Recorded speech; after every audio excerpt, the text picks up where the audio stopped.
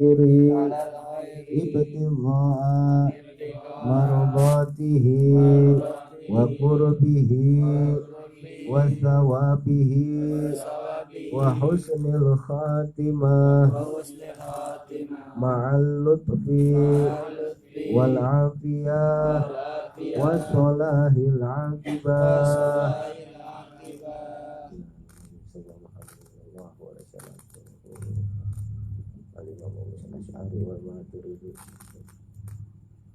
Al-Habib Usman wa Abdullah bin Yahya Al-Habib Salih Ahmad bin Jidwan Seluhi Kusiskan Al-Habib Wajah Syekh Al-Habib Syekh Al-Qas Jihad Yaslan Jihad Islam Jihad Syekh Sini Al-Habib Walidin Walidikul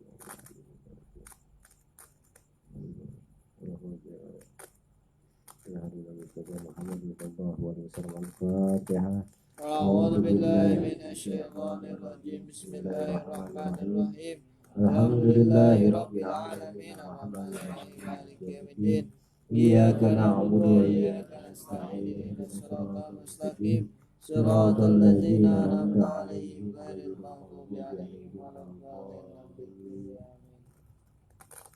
Bismillahirrahmanirrahim. Assalamualaikum warahmatullahi wabarakatuh. Waalaikumsalam.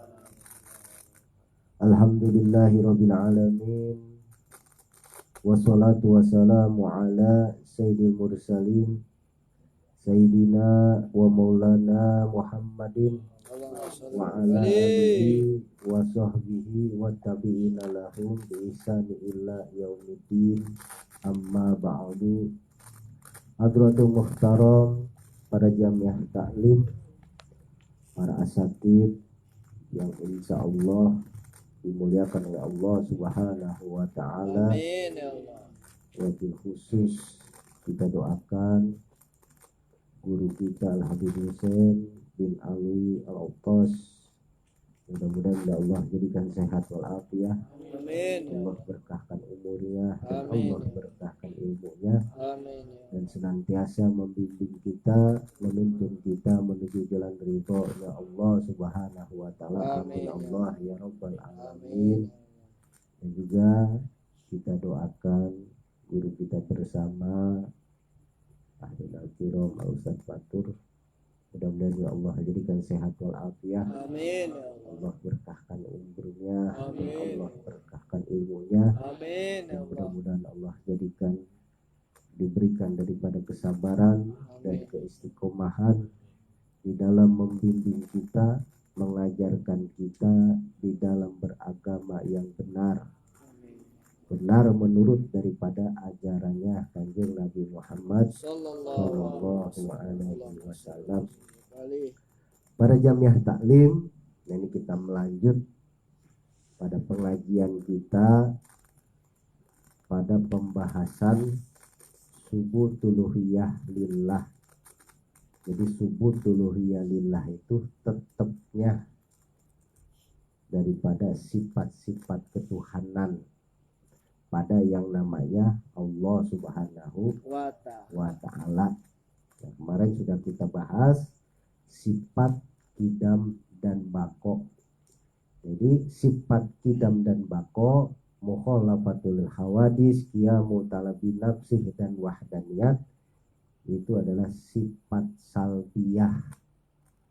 Sifat salbiyah itu adalah sifat yang bangsa penolakan, atau sifat yang bangsa tiada, atau sifat yang adamiah. Itu sifat salbiyah. Jadi sifat salbiyah itu sifat yang bangsa penolakan. Seperti kidam itu menolak awalan. Jadi kalau berbicara Tuhan, awalan maupun akhiran itu ditolak. Jadi berbicara yang namanya Allah Subhanahu wa Ta'ala itu menolak awalan dan menolak akhiran. Nah, jadi kalau berbicara Allah Subhanahu wa Ta'ala atau berbicara yang namanya Tuhan, nah itu awalan dan akhiran itu ditolak. Karena tidak ada pada yang namanya Tuhan atau pada yang namanya Allah Subhanahu wa Ta'ala itu berawal maupun berakhir.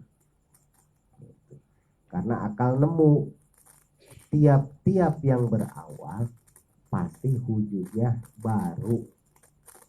Maka seandainya Allah Subhanahu wa Ta'ala wujudnya itu berawal, berarti sama dengan wujudnya alam. Karena wujudnya alam semesta itu ada awalnya. Maka mustahil bagi Allah Subhanahu wa Ta'ala wujudnya itu berawal. Maka wajib kidam. Lalu wajib bako. Karena bako itu menolak akhiran. Seandainya wujudnya Allah Subhanahu wa Ta'ala berakhir, berarti sama dengan alam. Berarti yang namanya berakhir, lawan daripada bako itu adalah fana. Fana itu rusak. Jadi rusak itu bukan maknanya seperti ban, seperti sepeda itu bannya bengkok. Nah, itu rusak itu bukan seperti itu. Rusak itu maknanya tiada. Fana, rusak gitu. Maka seandainya Allah Subhanahu wa Ta'ala mengalami ketiadaan, mengalami keberakhiran, berarti Allah Subhanahu wa Ta'ala lemah. Nanti untuk wujudnya butuh kepada yang mewujudkan, sama dengan wujudnya alam. Nah, Allah Subhanahu wa Ta'ala lemah, mustahil. Maka akal tetaplah pada yang namanya Allah Subhanahu wa Ta'ala itu wajib bako. Lalu mutakot selanjutnya yaitu sifat mukhalafatul lil hawadis. Jadi wajib kita meyakini, wajib kita mengiktikadkan bahwa yang namanya Allah Subhanahu wa Ta'ala itu mukhalafatul lil hawadis. Jadi mukhalafatul lil hawadis itu menolak persamaan. Jadi mukhalafah itu bukan perbandingan, menolak persamaan. Karena kalau perbandingan itu perkaranya itu harus sama, sederajat. Seperti makhluk dengan boleh dibandingkan. Seperti kita dengan kambing sama nggak? Sama nggak? Kita dengan kambing sama nggak? Beda. Bedanya apa? Hah? Bedanya apa? Nah, kambing nggak punya akal, kita punya. Bedanya itu ada nggak samanya? Ada. Samanya ada nggak? Ada. Ada. Sama-sama apa? Makhluk. Sama-sama makhluk atau sama-sama hewan. Aslinya kita juga hewan, hanya hewan natik. Nah, jadi kalau berbicara sama ataupun berbicara beda, pasti di dalamnya ada. Contoh kita ngomong, dia mau beda sama saya. Nah, berbicara beda pasti di dalamnya ada ada samanya. Atau ngomong, saya sama, pasti di dalamnya ada perbedaan. Nah, maka bagi Allah Subhanahu wa Ta'ala itu mukhalafah, menolak persamaan maupun perbedaan dengan hawadis. Hawadis itu wujudnya daripada alam semesta. Maka apa-apa yang ada pada alam semesta itu ditolak pada Allah Subhanahu wa Ta'ala, baik dari arah zatnya, sifatnya maupun pekerjaannya. Jadi mukhalafah. Nah, di sini Ki Musonif menerangkan zatnya Allah Subhanahu wa Ta'ala itu bukan jirim. Zatnya si hawadis itu jirim. Jadi zatnya Allah Subhanahu wa Ta'ala bukan jirim.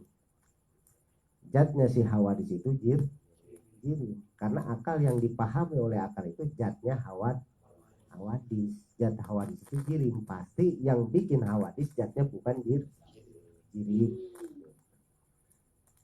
Jadi mudahnya begini bahasa mukhalafah itu.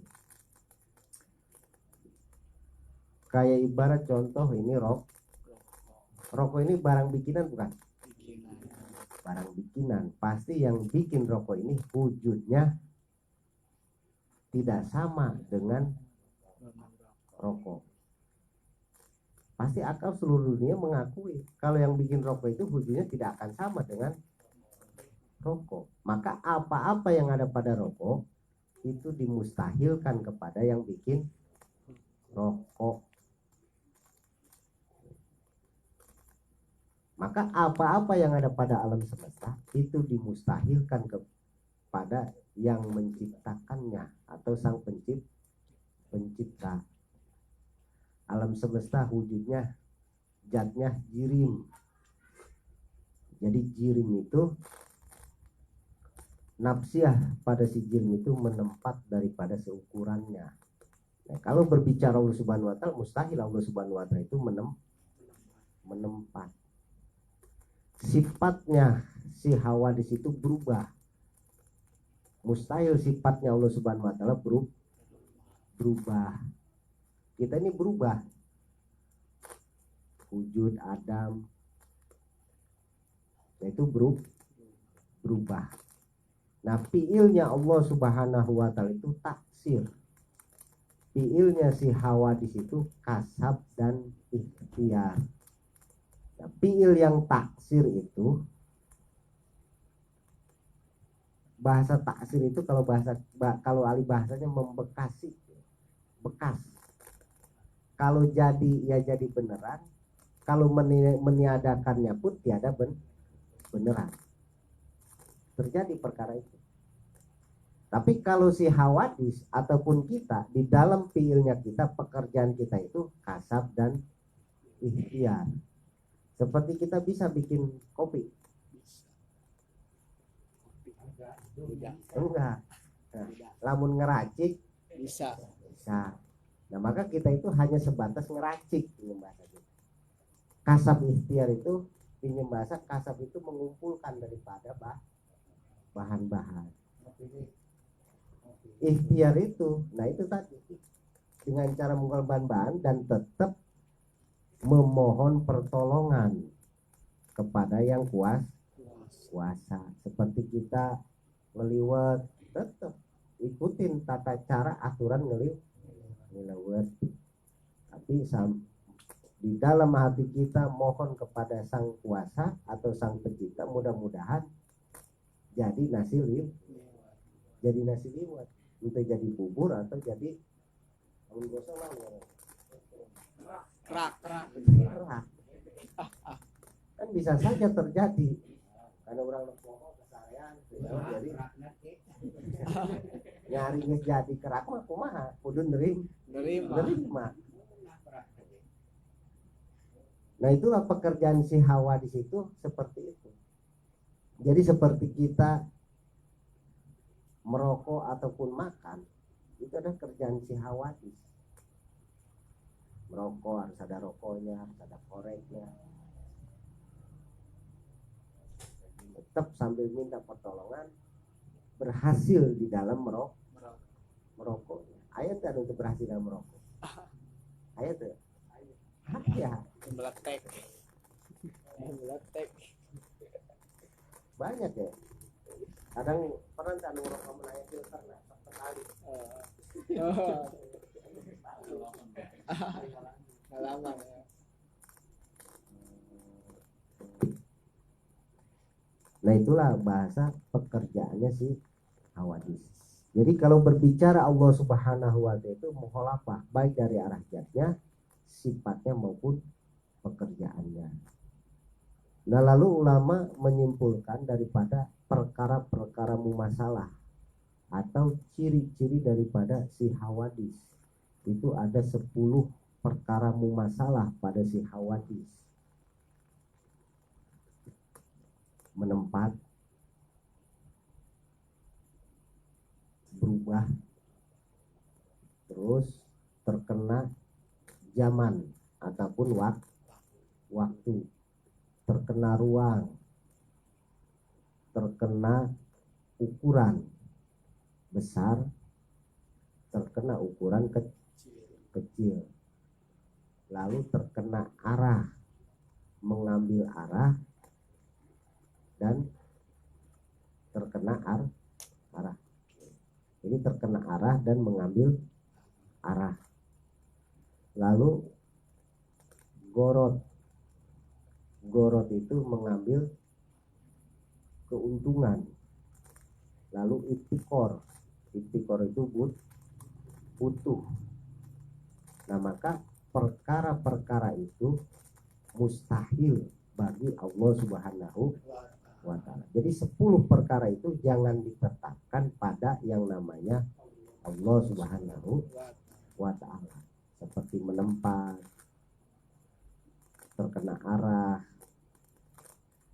Arah itu kan barat, timur, selatan, utara, atas, bawah, sisi kanan, sisi kiri. Nah, itu mustahil bagi Allah Subhanahu wa ta'ala. Nah, maka nanti banyak yang kaya nemunya si akal ini akan bertabrakan, akan berbenturan dengan bahasa syar'i. Banyak nggak bahasa kita, mudah-mudahan ahli kuburnya ditempatkan di sisi Allah. Nah, itu mana di sisi Allah? Di sisi Allah itu harus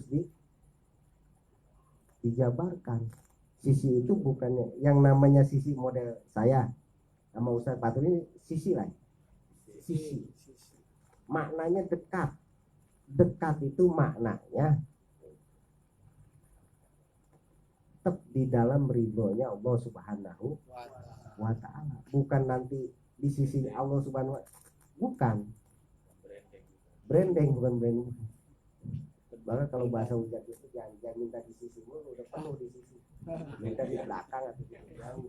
Karena kebanyakan mintanya di sisi. Di sisi udah penuh. Itu kalau bahasa ujat. Maka makna-makna seperti tempat, waktu, nah itu harus dikembalikan kepada makna aslinya. Seperti Allah bersemayam di aras. Kalimat Al-Qur'annya benar. Kalimatnya benar. Hanya kita di dalam memahami kalimat Al-Qur'annya yang enggak benar. Kitanya enggak benar di dalam memahami kalimat Al-Quran itu sendiri. Bukan nanti Al-Quran yang salah. Al-Quran itu wajib benar. Punya ketetapan kebenaran Al-Quran. Maka seperti Allahu Akbar. Allah Maha Besar. Tapi di sini di dalam akidah besar itu ditolak. Ukuran itu ditolak. Oh, berarti besar di sini bukan besar ukuran. Maknanya berarti bukan makna ukuran besar di sini. Atau bahasa besar itu bahasa majas. Kalau bahasa Indonesia itu majas. Seperti begini kayak Ibar Preman. Kampung ini mah pegangan saya. Emang bisanya terus sekampung. Nah, berarti pegangan itu yang menguasai. Orang itu yang menguasai kampung itu. Pasar TV itu mah cekelan saya. Pasar TV itu mau kecekal ya. Ya, cuman itu bahasa majas. Berarti yang menguasai pasar TV itu orang itu. Maka seperti genggamannya Allah Subhanahu wa ta'ala itu makna kekuasaan. Makna besar itu maha kuasa. Kan sama sebenarnya sering yang kita bahas seperti dia mah orang gedean, ya kan? Dia mah atasan saya. Walaupun sama seperti kita duduk dengan atasan sama di bawah, sama-sama itu atasan saya, kan bukan atasan. Nah, itu maknanya berarti orang itu yang menguasai kita. Kalau atasan orang besar itu yang menguasai kita. Kalau kata atasan A, kita harus A. Nah, maka atas di situ, makna Allah Subhanahu wa taala di atas itu bukan maknanya Allah Subhanahu wa taala ada di atas. Maknanya Allah Subhanahu wa taala itu makna kemuliaan. Aras, kolam, itu semua atas, yang menciptakannya itu Allah Subhanahu wa taala. Aras dan yang lainnya bukan. Nah, maka di sini ulama membahas dengan perkara-perkara ciri daripada si hawadis, 10 perkara mumasalah. Jadi 10 perkara itu, kalau 10 perkara itu ada pada satu perkara, itu pasti hawadis. Apa saja? Menempat, berubah, terkena ukuran kecil, ukuran besar, terkena ruang, terkena waktu. Ya, mustahil Allah Subhanahu wa taala terkena waktu. Seperti malam, ya Allah Subhanahu wa taala berarti penting. Itu kan Allahna berang, enak Allahna penting. Ya, mustahil berubah berarti. Sedangkan pada ciri si hawadis itu berubah, itu ada ciri si hawadis. Nah, maka disitulah akal itu butuh batasan. Kalau akal itu tidak dibatasi, kecampur kemana wae akal. Ya Allah bernaon. Itu namanya keluar daripada batasan akal. Akal itu dibatasi dengan wajib, mustahil. Ya. Nemu perkara wajib, mukhalafatul hawadis. Allah Subhanahu wa taala menolak persamaan dengan hawadis. Ya, mudahnya pasti yang bikin barang bikinan itu tidak sama dengan yang bikin. Gampangnya seperti itu. Masa sih yang bikin rokok wujudnya sama sama rokok?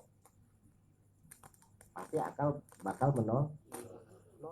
Masa sih yang bikin teh manis wujudnya sama sama teh manis? Pasti akal menolak. Pasti mukhalafah. Maka apa-apa yang ada pada barang ciptaan dimustahilkan kepada sang pencipta. Namanya memukhalafahkan, menolak persamaan baik dari arah zatnya, sifatnya maupun pekerjaannya. Nah, setelah kita nemu dalil itu, tanamkan, jadikan mu'taqad itu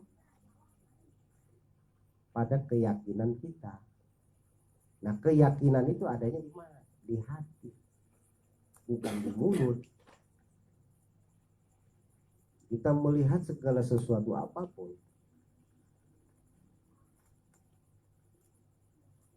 itu itikotan itu tidak lepas pada yang namanya Allah Subhanahu wa ta'ala. Nanti orang-orang yang memahami daripada sifat-sifat ketuhanan itu nggak akan ketipu, tidak akan tertipu. Contoh, siapa saja boleh ngaku Tuhan. Saya Tuhan, silahkan. Tapi kita uji, masuk enggak? Perkara tetap pada ketuhanannya.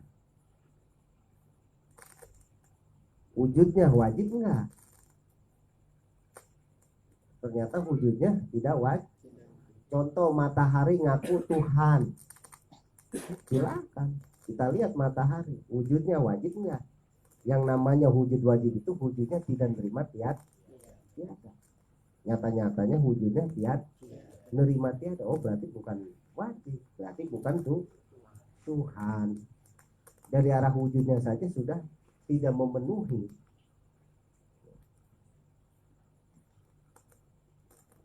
Nah, maka tanpa memahami daripada sifat-sifat ketuhanan,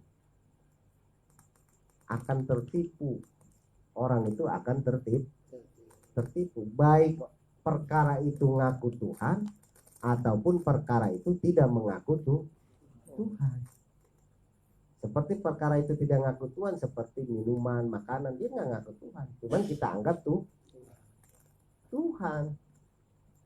dia bisa mengenyangkan, dia bisa menghilangkan haus.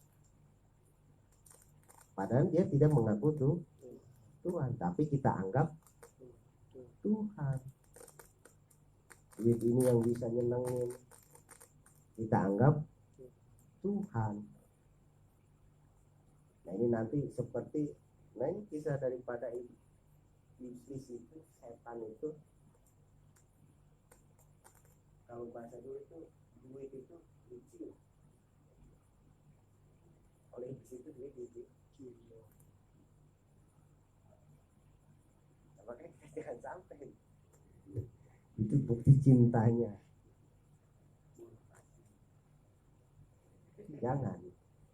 Jadi kita jangan sampai hubud dunia. Tapi nanti orang itu kalau bahasa guru kita harus hubud dunia. Harus hubud dunia. Hanya hubud dunianya yang seperti apa? Hubud dunia lil khair, untuk kebagusan.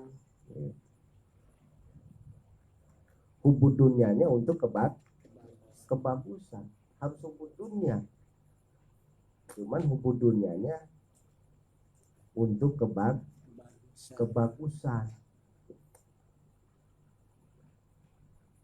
Maka asli Islam itu tetap semuanya diperintah semua. Hanya nanti harus konsekuen. Seperti kita pasti semuanya pengen banyak duit. Tapi harus konsekuen. Kalau banyak duit, tugasnya bertambah.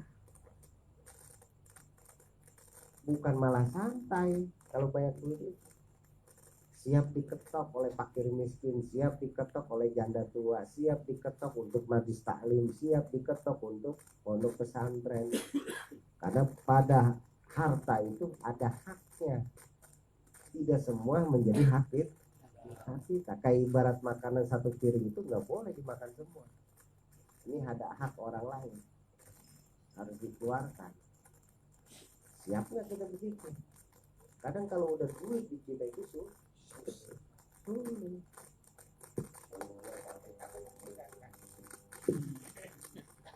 ya.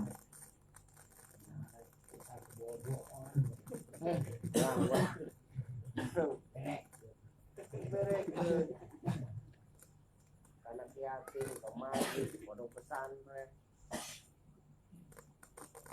Maka dari sekarang, kalau pengen banyak duit harus siap seperti itu. Kalau belum siap itu, ini memang sedang saja. Jadi aslinya akan bertambah. Harus siap diketok sama fakir miskin. Karena ada haknya. Hati. Nah, tapi kita minta, ya Allah, dijadikan semua. Hartanya banyak dengan memahami ilmu yang enak. Orang yang banyak hartanya dengan menjalankan hartanya itu di jalannya Allah Subhanahu wa taala, kebagusannya akan bertambah. Entong sieun. Kamu itu mau menjadi orang kaya, jadi putus asa. Pinta sebanyak-banyakannya harta dan juga pinta dengan ilmunya.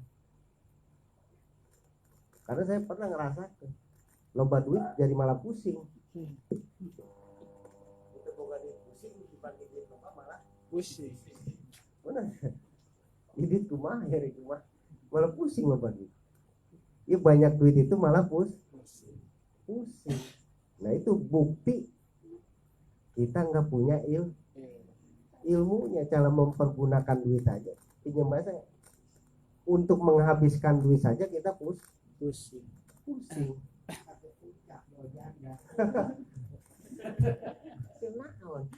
Ya. Pusing. Nah, itu bukti segala sesuatu pun harus dengan ilmu. Megang duit pun harus dengan ilmunya. Kalau megang duitnya dengan ilmunya bisa celaka, bisa mencelakakan, bisa Kalau dengan ilmunya akan membawa nikmat, kalau tidak dengan ilmunya akan celaka. jadi adabnya.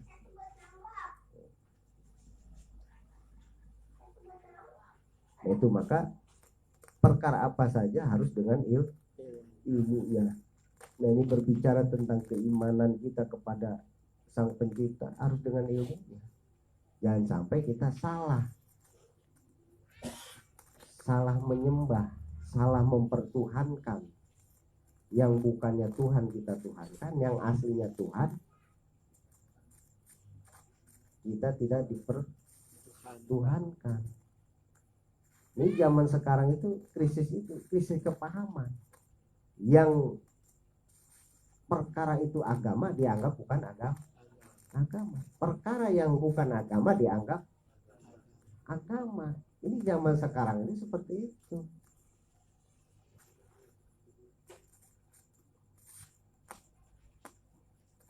Perkara aslinya agama dianggap bukan agama.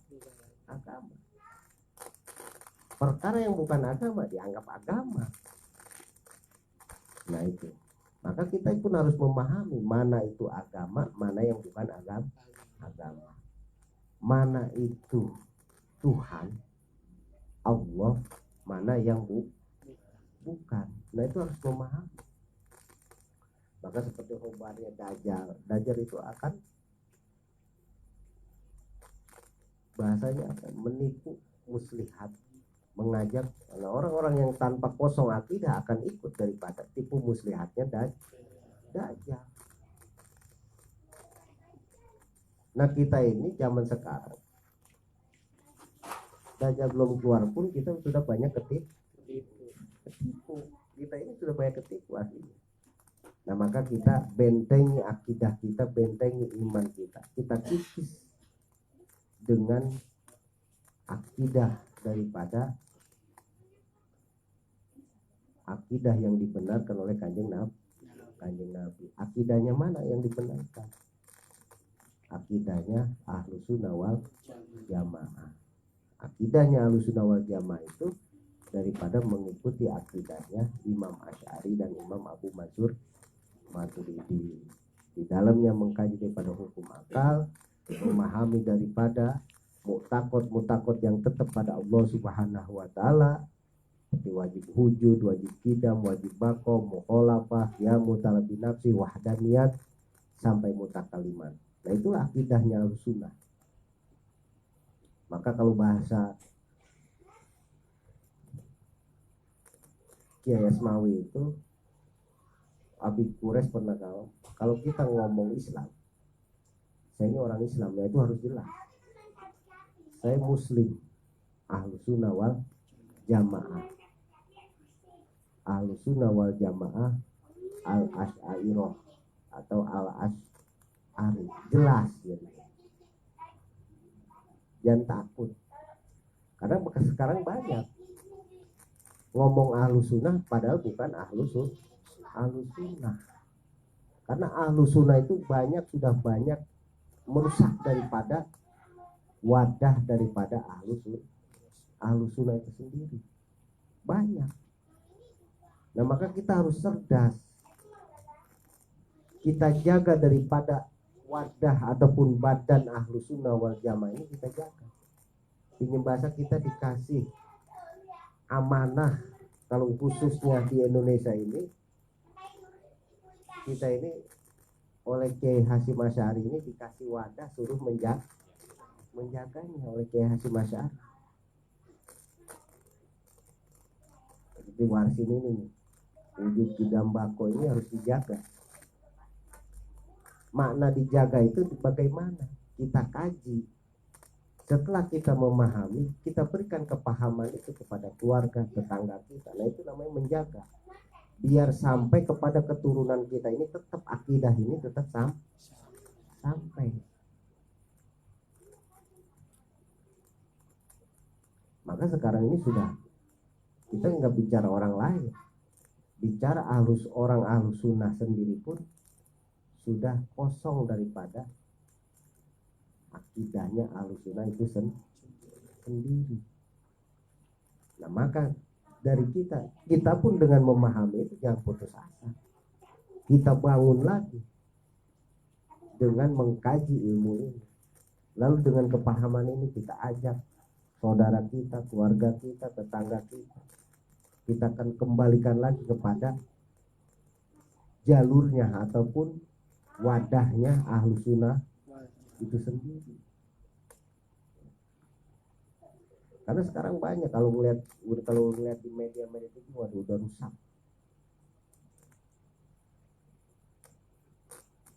Nah itu kalau kita tidak dibentai dengan akidah, pernah rusak. Contoh sekarang ini rame Habib Rizik di bawah statement dengan begini, bahkan kita akan benci terhadap dia.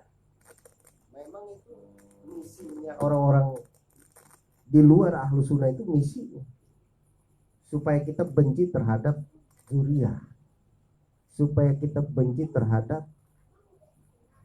keturunannya Kanjeng Nabi, supaya kita benci terhadap ulama. Itu kita digiring ke sana. Kita bakal benci terhadap alim ulama, terhadap Zuriyah. Sedangkan alim ulama itu pewaris daripada Nabi. Kita diberi wasiat itu.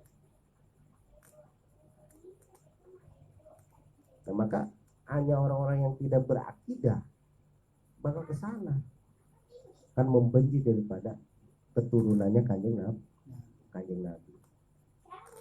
Nah, maka kita dengan dibentengi akidah nanti, nah ini aslinya di dalam ilmu tauhid itu dikaji nanti di dalam pembahasan subutu risalah. Nanti pada jais a'rodul basyariahnya sama, kita benci terhadap Zuriyah, benci terhadap habaib, rusak keimanan kita. Karena itu salah satu rukun iman. Kalau dipretelin itu salah satunya. Satu perkara iman kita batal semuanya. Nah itu maka kita harus didasari dengan akidah. Kita berbicara terhadap Zuriyah, ya kita harus sayang, harus cinta pada jatiahnya. Kadang kita melihat Zuriyah yang kelakuannya ada yang salah, kita ponis semuanya, ya kan? Kita ponis semuanya, benci terhadap, nggak boleh benci terhadap jatiah. Adapun dari arah perilakunya yang salah, berikan kepahaman, kembalikan lagi kepahaman bagi alim ulama, karena itu haknya, kembalikan haknya terhadap Zuriyah. Intinya kita harus cinta mahabbah terhadap Zuriyah, jangan sampai rusak. Kenapa? Untuk menghancurkan Indonesia, umatnya itu harus benci terhadap Zuriyah dan ulama. Gampang menghancurkan Indonesia. Kalau itu belum hancur, nggak akan bisa. Orang luar negeri, orang mana nggak akan bisa menghancurkan negara Indonesia. Karena pinjam bahasa, masyarakat Indonesia itu manut terhadap ulama. Kalau kata ulama, karena memang sejarahnya itu seperti itu. Tapi kalau masyarakatnya sudah benci, sudah nggak cinta terhadap ulama, para abad, nah itu gampang hancurin. Di propagandanya gampang. Itu aslinya kita untuk hikmah pada kita, nah itu harus dibentai dengan akidah. Kita jangan sampai kena hasutan untuk benci terhadap ulama. Kita harus cinta terhadap ulama. Dan nanti pun kita harus jeli mana ulama yang hak, mana ulama yang batal. Begitu. Itu. Jadi kembali lagi, ini pada kajian kita. Jadi wajib kita mengitikadkan pada yang namanya Allah Subhanahu wa taala, yaitu sifat mukhalafah lil hawadis. Jadi mukhalafah itu menolak persamaan dengan hawadis. Hawadis itu alam semesta. Jadi jangan menyamakan Allah Subhanahu wa taala dengan barang ciptaan atau alam semesta. Nah, itu. Nanti kita bahas mutakot selanjutnya yaitu qiyamuhu ta'ala binafsihi.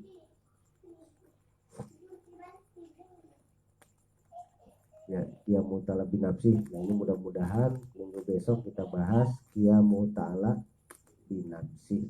Nah, maka dengan itu mari kita mohon pada Allah Subhanahu wa taala, mudah-mudahan dengan wasilah kita duduk di majlis ta'lim ini kita mendapatkan daripada maghfirah dan syafaatnya Kanjeng Nabi Muhammad sallallahu alaihi wasallam. Dan juga kita mohon pada Allah Subhanahu wa taala, mudah-mudahan kita diberikan kepahaman daripada ilmu yang kita kaji menjadi ilmu yang berkah dan bermanfaat.